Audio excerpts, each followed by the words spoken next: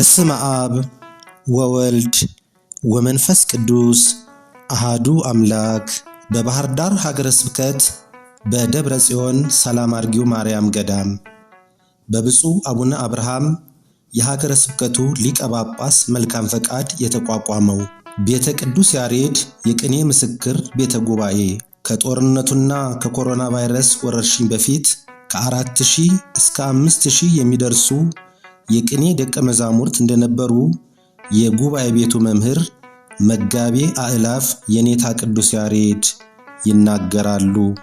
አባታችን ብፁዕ አቡነ አብርሃም የመንበረ ፓትርያርክ ጠቅላይ ጽሕፈት ቤት ዋና ሥራ አስኪያጅ፣ የባህር ዳርና የሰሜን ጎጃም አህጉረ ስብከት ሊቀ ጳጳስና የቅዱስ ሲኖዶስ አባል ፈቃድና ክትትል የሚመራው በባህር ዳር ሀገረ ስብከት በደብረ ጽዮን ሰላም አርጊው ቅዱስ ማርያም ገዳም ስር የሚገኘው ቤተ ቅዱስ ያሬድ የቅኔና የትርጓሜ ምስክር ጉባኤ ቤት ይህን ቤተ ክርስቲያናዊ የሆነ ድንቅና ረቂቅ የቅኔ ጥበብ ለትውልድ ማስተላለፍ ከጀመረ እነሆ 10 ዓመታትን አስቆጥሯል። ጉባኤ ቤቱ ከተጀመረ ጀምሮ በሀገሪቱ ብዙ ፖለቲካዊና ማህበራዊ ቀውሶች ተፈጥረዋል። ከነዚህም መካከል የኮሮና ወረርሽኝ፣ ከፍተኛ የእሳት ቃጠሎና የሰላም መደናቀፍ ዋና ዋናዎቹ ናቸው። በዚህም ደጉ የባህር ዳር ሕዝብ ብፁዕ አባታችንና የባህር ዳር ሀገረ ስብከት ኃላፊዎችን ጨምሮ ደብረ ጽዮን ሰላም አርጊው እንዲሁም መንግስታዊ የሆኑና መንግስታዊ ያልሆኑ ተቋማት ተረባርበው ከደቀ መዛሙርቱ ጎን በመቆም የመበተን ችግር ሳይገጥማቸው ደቀ መዛሙርቱ ባሉበት ቁጥራቸው ሳይቀንስ ከ2000 እስከ 2500 ደርሰው ይገኛሉ።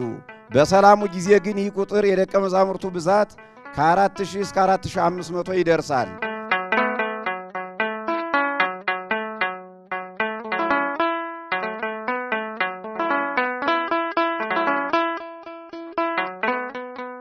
ወጣቱ ምሁርና የቅኔ ሊቅ የሆኑት መጋቤ አእላፍ የኔታ ቅዱስ ያሬድ 36 እጩ የቅኔ መምህራንን ባስመረቁበት ባሳለፍነው ጥር 19 ቀን 2016 ዓመተ ምህረት ባቀረቡት ሪፖርት የቅኔን ሙያ እንዲህ ይገልጹታል።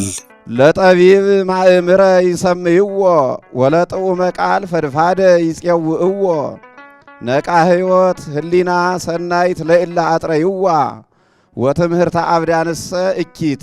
ልቡ ጠቢብ የሆነ አስተዋይ ነው። ለከንፈሩ ጣፋጭ የሆነ ትምህርትን ያበዛል።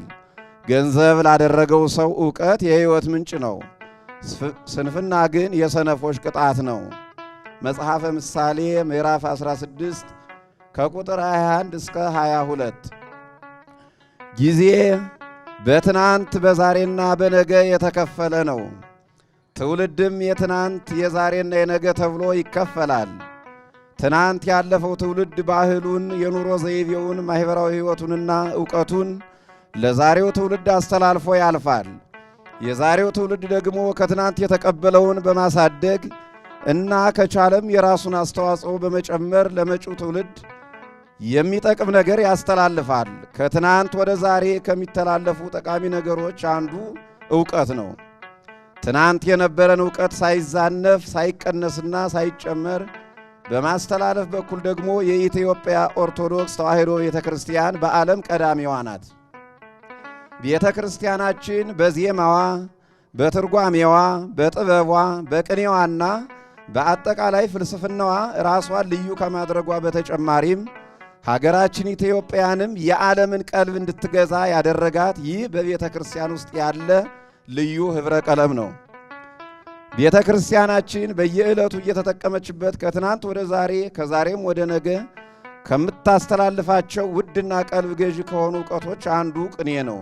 ቅኔ የውስጥና የአፋ ሕዋሳትን ለሕሊና ብቻ በማስገዛት ከሰፊው የዓለም ባሕር አእምሯችን የቀዳውን ሐሳብ በሕሊና አጣርቶ በቃላት አስውቦና በግጥም ከሽኖ ለእግዚአብሔር ምስጋና የሚቀርብበት ድንቅ ጥበብ ነው። ቅኔ በግጥም መልክ ስለሚቀርብ ግጥም ይመስላል እንጂ ከማንኛውም ግጥም የሚልቅ የሚረቅና አእምሮን የሚገዛ ጥበብ ነው።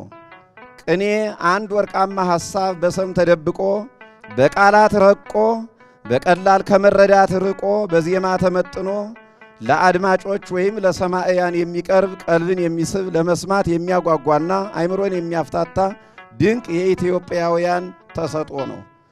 ቅኔ ረቂቅና ድብቅ ጥበብ ከመሆኑ የተነሳ የሰውን ልጅ ረቂቅነትና ተፈላሳፊነት እንዲሁም ነገሮችን ባልተለመደና በአዳዲስ ሐሳብ የመግለጽ ችሎታን የሚፈትን ነው። ቅኔ ማመስገኛ፣ መፈላሰፊያ፣ ማስተማሪያና መምከሪያ ሆኖ የሚያገለግል የቋንቋ መከሸኛ ነው። ኢትዮጵያውያን ሊቃውንት በየቀኑ አዳዲስ ድርሰት እየደረሱ ምስጋና ከማቅረባቸው በተጨማሪ በውስጣቸው የሚብላላውን ሐሳብ በቅኔ ይተነፍሱት ነበር። በረቀቀው የቅኔ ጥበባቸው የዘመኑን መልካምነትና ክፋት፣ የደረሰባቸውን ግፍና መከራ፣ የዓለምን ከንቱነትና አጠቃላይ ሁኔታ ይገልጹበት ነበር። በቅኔያቸው ነገሥታቱና መኳንንቱን በመገሰጽ ሀገር ያስተዳድሩ ነበር። ከዚህም አልፎ ልክ ባልመሰላቸው ነገር ከእግዚአብሔር ጋር ሳይቀር ይከራከሩ እንደነበር ሕያዋን የሆኑ ቅኔዎቻቸው ምስክሮች ናቸው። ዛሬም ያለው ቤተ ክርስቲያናዊ ትውልድ ያን የአባቶች ታሪካዊ ገጸ በረከት በክብር በመቀበል ለራሱ በመጠቀም ለሚቀጥለው ትውልድ እያስተላለፈ ይገኛል።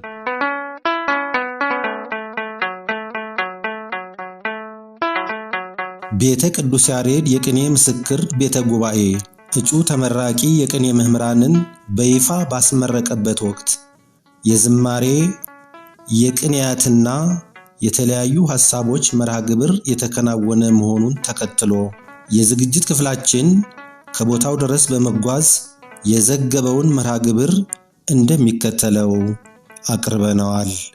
በደብረ ጽዮን አርያም ደብረ ጽዮን እንዘ ይብሎ ይዘምሩ በልሳን ዘኢያረምም አማን መንግሥተ ሥላሴ ዘለዓለም እንዘ ይብሎ ይዘምሩ በልሳን ዘኢያረምም አማን መንግሥተ ሥላሴ ዘለዓለም በእምርት ዕለት እንተርያ አብርሃም መዘምራኒሃ ለደብረ ብርሃን አርያም ደብረ ጽዮን ፍትሐ ሊተ እግዚኦ ወተበቀለ በቀልየ አመ አመነያ ትትቀበር በቃለ ቡራኬ አመ አመነያ ትትቀበር በቃለ ቡራኬ ሞተ ቤተ ያሬድ ፈበበጽካ አመበጽካ ወአልጸቀ ብዙሃን ሊቃን እንዘ ከዋንያን ረቂቀ እስመ ውስተ ጎጃም ሀገሪታ አመ አመነያ ትትቀበር በቃለ ቡራኬ ሞተ ቤተ ያሬድ ድኅረ በጽካ ወአልጸቀ ብዙሃን ሊቃን እለ ረቂቃን እለ ከዋንያን ረቂቀ እስመ ውስተ ጎጃም ሀገሪታ ቤተ ያሬድ ወራዲተ ኩሉ ዘወለደት ሊቀ ወሐፀነት በጽሙና ቅዱሰ ቅዱሳን ጳጳሰ ስርዓተ ቴዎፍሎስ ዘጠንቀቀ ለዓለም ወለዓለመ ዓለም ጥበብኪ በጠቢባን እምድኅረነዋ ተአውቀ ጉንዱ ለኤልያስ ወድቀ ወተሰጥቀ ፈሪሃ እስቲ ክላሃ መደንግጽ ዮሐንስ ልበለው ሰሎሞን ልበል ከተመራቂ ጽራሃ ክላሃ መደንግጽ ሳሙኤል አመታሃውከ ጥዩቀ በቅድመ ፋኑኤል እስመኮነ ልበላቸው በቅድመ ፋኑኤል እስመኮነ ነጎድጓደ ወመብረቀ ወስብሐት ለእግዚአብሔር ቸሩ መድኃኔ ዓለም አንቀጽ የሰራዊት ጌታ እርባ ቅምርን አዳም ከአራቱ ባህርያት የፈጠረው ከፈጠረው ወዲያ ሁሉን ምን ይበቃው ነበር ለሰው ባይሰጠው ለሰው ልጅ ዓለሙን ሁሉ አጣፍጦ በውዱ ቅኔ ያሬድ ጨው ልቡና ባሕር ላይ ደርሶ እያፈላ አንኳር አንኳር ቅኔን ጨው ዓለሙን ሁሉ እንዲያጣፍጠው ብሻው ይህ ሸቅላ ጥብስ ድጓ ቀይ ወጥ አቋቋም ብሻው ያለ ቅኔ ጨው ብቻውን ሆኖ ለማንስ ሊጥመው ከተመራመሩ ሰዎች ወደ እውቀት አዘቅት ጠልቀው በበርበሬ ደንደስ በርበሬ ተወደስ በጨው ደንደስ ነውና የሚሆነው ነውና ነገሩ ነውና ምስጢሩ የሚሆነው በፍራፍሬ ዕውቀት መች በለጸገና በፍራፍሬ ዕውቀት መች በለጸገና የአካባቢው መሬት ቤተ ክህነት ገና በገና ስቦ ወደ ማሳው ልብ የምስጢር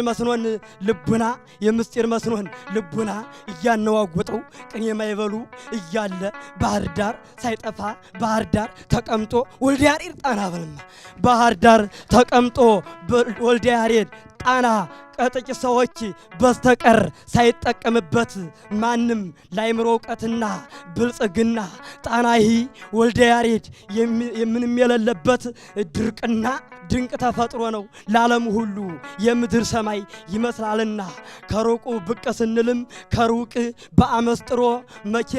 በአመስጥሮ መኪና ትታይናለች ገና ከሩቁ ግራንድ ጉባኤ ቀናት ገባሪተ ሰላም በላዕሌነ ግበሪ እስመ መሐሪት አንቲ ከመወልድኪ መሐሪ ቡሩካነ አቡየ ንዑ ከመትረሱ ለመንግሥተ ቅኔ ተስፋሁ ቡሩካነ አቡየ ንዑ ከመትረሱ ቡሩካነ አብርሃም ንዑ ከመትረሱ ለመንግሥተ ቅኔ ተስፋሁ ዘአስተዳለወ ያሬድ ፈጣሪ ለዘያፈቅርዎናሁ እስመ ከመ ትካት ይመልእ በረከተ አውደ ቅኔ ያሬድ እክል እስመ ከመ ትካት ይመልእ በረከተ አውደ ቅኔ ያሬድ እክል ውሉደ ጉባኤ ንሴፎ ከመቦ አምላከ አብርሃም ቃል ነደ ተዋህዶ አብርሃም ዘነበልባሉ ወንጌል ነደ ተዋህዶ አብርሃም ዘነበልባሉ ወንጌል አዋዮሙ ለሰባ ገሞራ ኑፋቄ ወሃጉለ እስመ ተፈነወ ያዊ እሎንተ እምእግዚአብሔር ልዑል ነደ ተዋህዶ አብርሃም ዘነበልባሉ ወንጌል አዋዮሙ ለሰባ ገሞራ ኑፋቄ ወሃጉለ ወንጌል ተስፋፍቷል። ትምህርት አብያተ ጉባኤያት በባህር ዳር ተጠናክረዋል። እስመ ተፈነወ ያዊ እሎንተ እምእግዚአብሔር ልዑል ዋዜማ ግዕዝ ሙቷል የሚባል ስላለ የእሱን ሕያውነት ላበስር እፈልጋለሁ። አንተ ልሳነ ግዕዝ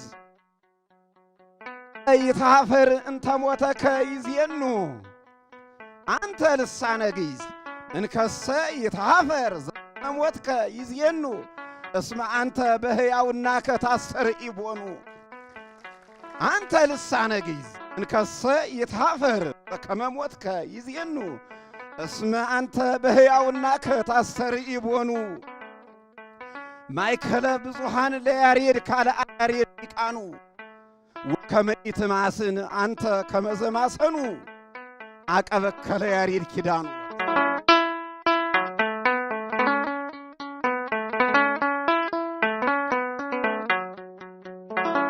ከሶስት እስትንፋስ ነው የምትወለዱት። ወይንም እንደው እስትንፋሷን ቢሆንም ከአራት ነገር ነው። አንደኛ እግዚአብሔር እፍ ብሎ ያሳደርባቸዋል።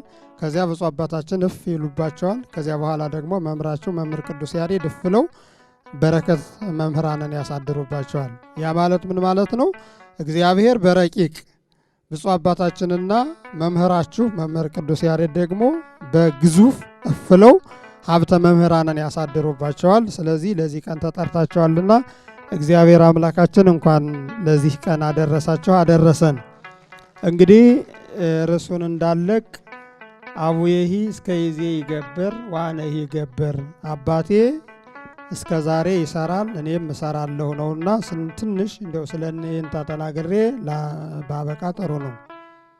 ቅድም ሲባል እንደሰማችሁት ቅኔ የሁሉም ነገር መድኃኒት ነው፣ የሁሉም ነገር መሰረት ነው። የሁሉም ነገር መድኃኒት ነው፣ የሁሉም ነገር መሰረት ነው። ያ ማለት ምን ማለት ነው? ቅኔ የተማረ ሰው በየጊዜው የተነሱትን ታሪኮች ጠቅለል አድርጎ ያስቀምጣቸዋል። ቅድም መምህር ቅዱስ ያሬድ ጉባኤ ቤታችን ተቃጥሎ አንድ ጊዜ ፈተና ደርሶ ነበረ ብለዋል። የአባታቸውን ስራ ነው ያገኙት። ይህን ያሬድ ጉባኤም ተቃጥሎ ነበር። የሊቀ ሊቃውንት ያሬድ ሽፈራው ጉባኤም ተቃጥሎ ነበረ እና ያንን በታሪክ ማስቀመጥ ሲፈልጉ ድንግል ቤተ ጉባኤ ያስተበጽኡኪ ለኪ ደቂቃ አይምሮ እስመ ኮንኪ ውስተ ዓለምን ለእሳት ማይደሮ ለዝኒ እሳት ዘዘቀዲሙ ፈጠሮ ሰማይ ወምድር እያገምሮ ማይጸንኪ እፎኑም መጾሮ አሉት። ያን ጊዜ እንግዲህ አየህ ታሪክን እንዴት አድርገው እንዳስቀመጡት። ያ ብቻ አይደለም።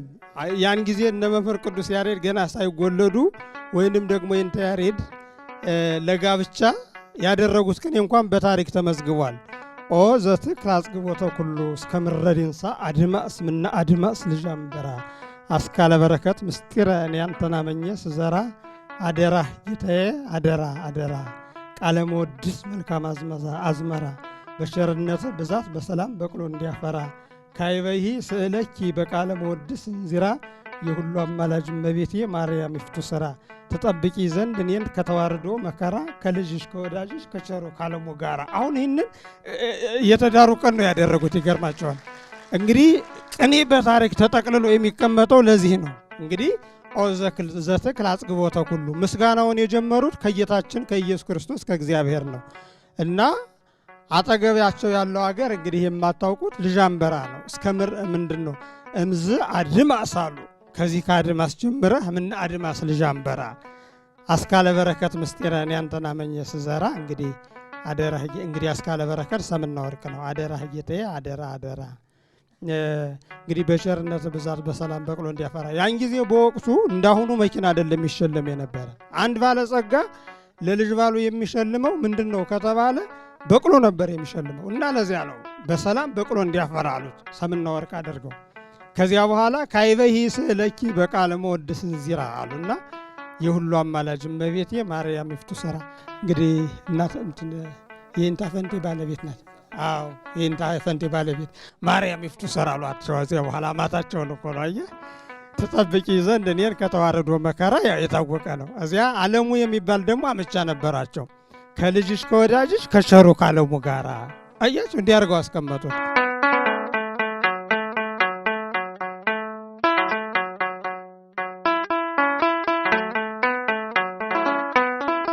በባህር ዳር የደራሲያን ህብረት ዋና ሰብሳቢ የሆኑት ሊቀ ሕሩያን በላይ መኮንን ቅኔ መቼና በማን እንደተጀመረ እንደሚከተለው አብራርተዋል። እስካሁን ብዙዎች አምነው ያልተቀበሉት ጥያቄ ስለሆነ አንዳንድ ማስረጃዎችን በማቅረብ ትንሽ ለእናንተ የሚሆን መልስ ለመስጠት ነው። እንግዲህ በ6ኛው ምዕተ ዓመት የተነሳው ቅዱስ ያሬድ ጸዋትወ ዜማን እንደደረሰ ማንም የሚጠራጠር የለም። የቅኔ ድርሰቱን ግን ብዙዎች ይጠራጠራሉ። እንደ ዜማ ሊቃውንት ድጓ 2 አርዕስት አሉት። በእኔ ጥናት ግን 24 ናቸው። የብዙሃኑን ልውሰድና ዜማ ወይም ድጓ 22 አርዕስት እንዳሉት ሁሉ እንደ ታላቁ ሊቅ መላከ ብርሃን አድማሱ ጀንበሬ ቅኔም 22 አርዕስት አሉት። አዎ ሲቆጠር በትክክል ይሞላል። በዋናነት የምንቆጥራቸው ግን 10 ናቸው። ከጉባኤ ቃና እስከ ዕጣነ ሞገር ያሉት 10 ናቸው። የቅዱስ ያሬድን የቅኔ ጀማሪነት የሚያስረግጡልን በዋናነት እነዚህ ናቸው። ቅዱስ ያሬድ ጉባኤ ቃናና ሥላሴ ከሚለው በስተቀር ለ8ቱ ቅኔያት ርዕስ ሰጥቷል። ዛምላኬ የሚበዝኩ ዋዜማ ዘይዜ መወድስ ኩልክሙ ክብሪት ዕጣነ ሞገር ብሎ እና ይሄ ደግሞ ስም ብቻ አይደለም የሰጠ ከነ መዝሙሩ ከነ ቅኔው ነው። መቼም ልጅ ሳይወለድ ስም አይወጣለትም። ቅኔውን ከደረሰው በኋላ ከዘመረው በኋላ ነው ስም የሰጠው እና ምሳሌ ብንወስድ ከ10ሩ ቅኔያት ዛምላኬን ብንወስድ አምላኬ አምላኬ ብለን እገይ ሳቤከ ብለን የምንመራው የትንሣኤ ዘአምላኬ አለ። እሱን ምሳሌ አድርገን ማየት እንችላለን። ትንሣኤሁ ገብረ በሰንበት ሲኦለ ወሪዶ በነደ እሳት በህየ ሰበረ ውሃተ ብርት። ዘአምላኬ 3 ቤት ነው። ይህም ዘአምላኬ 3 ቤት ነው እና ዘአምላኬ ብሎ ለቅኔ ስም ሰጠ፣ ቅኔውንም አስቀመጠ። ከዚያ ቀጥሎ የሚበስኩን ብንወስድ ደግሞ አመሳልስት ዕለት ሞኦ ለሞት ገብረ ትንሣኤ በሰንበት ሁሉንም ማየት እንችላለን። መወድሱን ብንወስደው ክርስቶስ ተንሥአ እሙታን ፍትሐ ሊተ ብሎ ክርስቶስ ተንሥአ እሙታን በአቢይ ኃይል ወስልጣን አሰሮ ለሰይጣን አገዞ ለአዳም ብሎ መወድስም ኩልክሙም እና እንግዲህ ቅዱስ ያሬድ የቅኔ ጀማሪ ነው ስንል ዝም ብለን አይደለም። በመዝሙሩ ውስጥ የቅኔያት ስያሜዎች አርስቶች አሉ። በመዝሙሩ ውስጥ ደግሞ ቅኔያት አሉ እና ብዙ መጥቀስ ያስፈልግ ነበር። ጊዜውን ለመቆጠብ ስልተወውና አሁን ክርክሩ ምን ላይ ነው ያለ? ቅድም መጋቢ አይላፍ ሲያነሱት እንደነበረ በመግለጫው ሊቁ መምህር ማዕበልም ሲያነሱት እንደነበረ በኢትዮጵያ ኦርቶዶክስ ተዋሕዶ ቤተክርስቲያን ስር 3 የቅኔ ማዕከላት አሉ።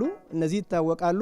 ደብረ ምዕራፍ ዋሸራ፣ ደብረ ጥበብ ጎንጅና ዋድላ እና አሁን በየቤቱ የዋድላው የቅኔ ጀማሪ ዮሐንስ ዘገብሎን ወይም ዮሐንስ ገብላዊ ነው ብሎ በ15ኛው ምዕተ ዓመት ከአፄ ዘርዓ ያዕቆብ ጋር የነበረውን ሊቅ ይጠቅሳል።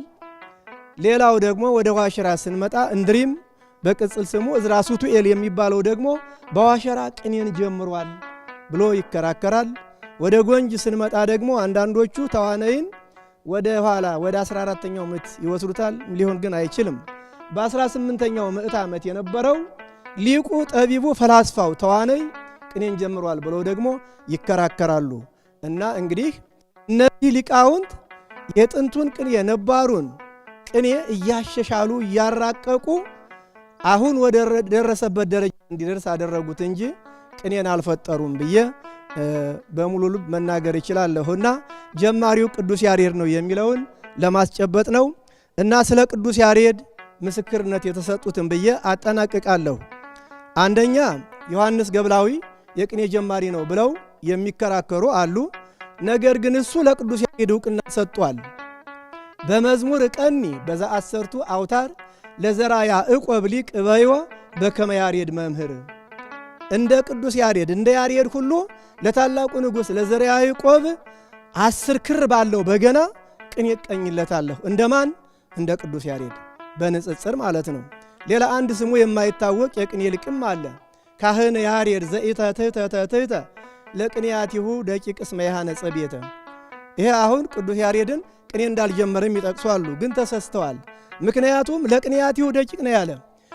ቅኔው ቤት አይመታም ለማለት ፈልጎ ነው። የድጓ ድርሰቱ አብዛኛው 6 ንባብ ነው፣ ቅኔም አለበትና ባጭሩ ለማስገንዘብ የምፈልገው ምንድነው የቅኔ ጀማሪ ቅዱስ ያሬድ መሆኑን ሁሉም እኔ ለመጫን ሳይሆን በጥናትም በምርምርም የተደረሰበት ስለሆነ ብዙ ሊቃውንትም አምነው የሚቀበሉት ስለሆነ ይህን መልእክት ለማስተላለፍ ነው።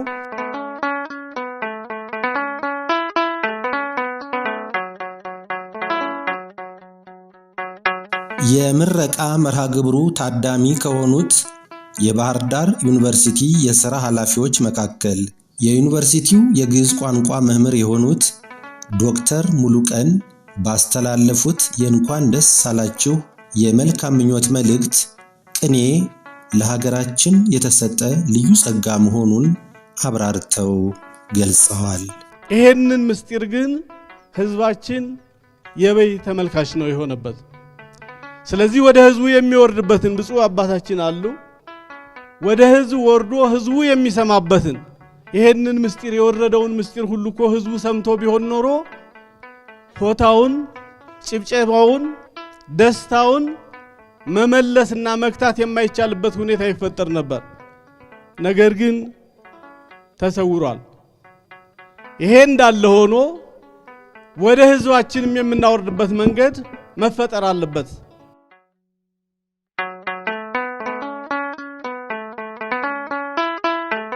በማስተማር ሥራቸውና በትጋታቸው የሚመሰከርላቸው መጋቤ አእላፍ የኔታ ቅዱስ ያሬድ ለተመራቂ እጩ የቅኔ መምህራን የእንኳን ደስ አላችሁና የአደራ መልእክታቸውን ጭምር ገልጸውላቸዋል።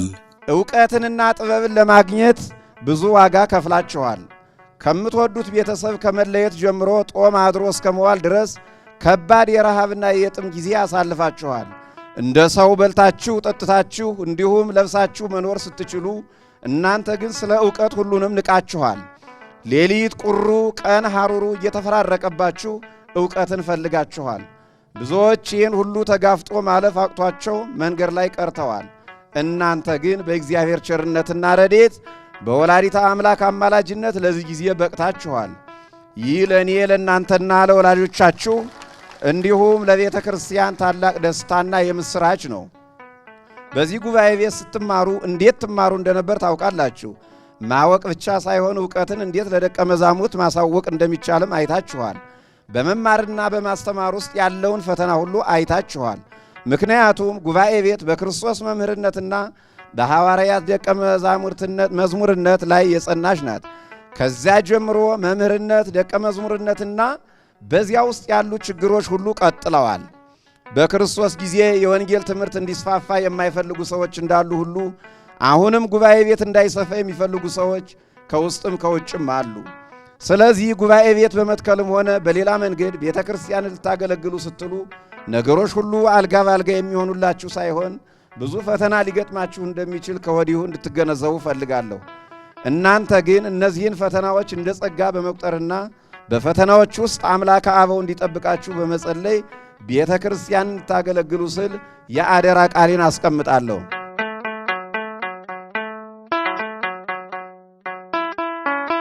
የጉባኤ ቤቱ መስራችና አፍቃሪ ሊቃውንት የሆኑት ብፁዕ አቡነ አብርሃም የጠቅላይ ቤተ ክህነት ዋና ሥራ አስኪያጅ፣ የባህር ዳርና የሰሜን ጎጃም አህጉረ ስብከት ሊቀ ጳጳስ ተመራቂ እጩ የቅኔ መምህራንን ባርከው በይፋ በመረቁበት ወቅት ለተመራቂ እጩ የቅኔ መምህራን የሚከተለውን አባታዊ መልእክትና መመሪያ አስተላልፈዋል። ተመረቃችኋል። እግዚአብሔር ይባርካችሁ፣ እግዚአብሔር ይቀድሳችሁ። ቅድስት ቤተ ክርስቲያን እናታችሁ እንደ እናት ተንከባክባ ሳትመገቡ በመንፈስ መግባ ሳትለብሱ በጸጋው አጎናጽፋ አልብሳ ለዚህ ደረጃ ደርሳችኋልና እንኳን ደስ አላችሁ፣ ደስ ይበላችሁ። ዛሬም ቅድስት ቤተ ክርስቲያን በቤቷ በእግዚአብሔር ቤት መርቃችኋለች። እናንተ ተምራችሁ መምህራን ተብላችሁ ከዚህ ሰዓት ጀምሮ የምትጠሩ ስትሆኑ እናንተም ደግሞ አስተምራችሁ ወጥታችሁ ወርዳችሁ ደቀ መዛሙርትን ለመምህርነት የምታበቁ ትሆኑ ዘንድ እግዚአብሔር ቅዱስ ፈቃዱ ይሁንላችሁ። ከመምህራችሁ ብዙ ቀስማችኋል። ቅድም ተብሏል። ቅኔ ብቻ አልነበረም፣ ትርጓሜም ነበረ ነው የተባለው። እውነት ነው የተባለው ሳይሆን እውነት። ያ ማለት ምስጢርን ከምስጢር አመሳጥሮ በሃይማኖት በምግባር ጸንቶ ለመኖር የሚያስችል አቅምና ብቃት ይኖረዋል። ትርጓሜ ከቅኔ ሲመሳጠሩ ቅኔውም ትምህርት ሰጪ ሃይማኖታዊ ይሆናል። ሰላም አርጊው የተመረቁ ደብረ ጽዮን የተመረቁ ከመጋቤ አእላፍ ቅዱስ ያሬድ ተምረው የተመረቁ ደቀ መዛሙርት የሚሉ ካሉ መቼ፣ የት፣ ምንድነው መረጃ ይመጣል። ስለዚህ እንዲህ ይፋዊ ምርቃት በጣም ደስ ስለሚያሰኝ በይፋ በቅድስት ቤተ ክርስቲያን አውደ ምሕረት ተመርቃችኋል። ደስ ይበላችሁ። ለመመረቃችሁ ማረጋገጫ የሆነውን የተዘጋጀላችሁን የምስክር ወረቀት ደግሞ ትቀበላላችሁ። እግዚአብሔር ከሁላችን ጋር ይሁን።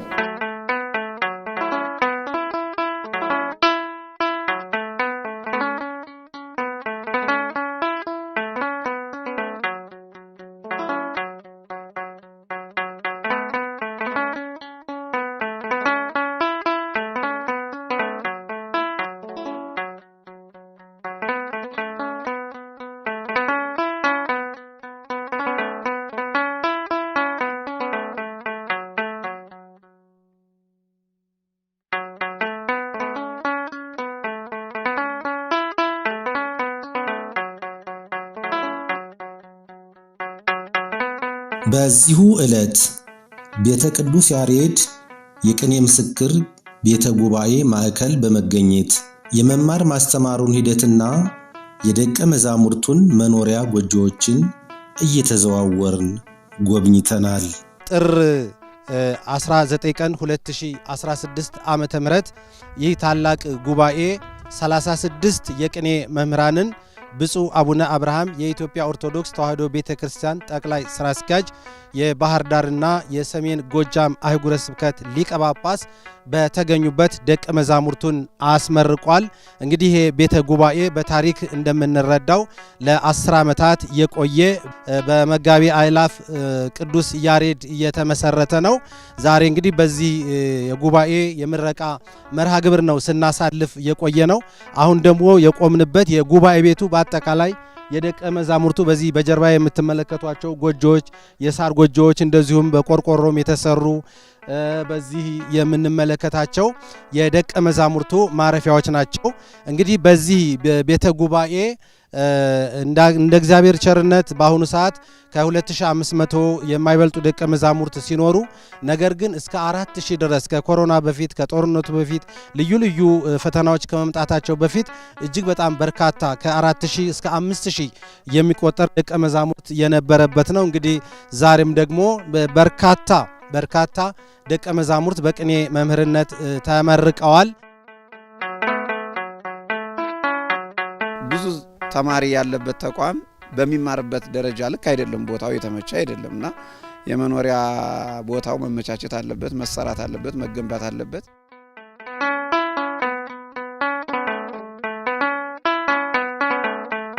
የተወደዳችሁና የተከበራችሁ ተመልካቾቻችን በቤተ ቅዱስ ያሬድ የቅኔ ምስክር ቤተ ጉባኤ የተከናወነውን የተመራቂ እጩ የቅኔ መምህራን መርሃ ግብር የጉባኤ ቤቱን የመማር ማስተማር አገልግሎትና የደቀ መዛሙርቱን የአኗኗር ዘይቤ የዳሰስንበት መርሃ ግብራችን የተመለከታችሁትን ይመስል ነበር።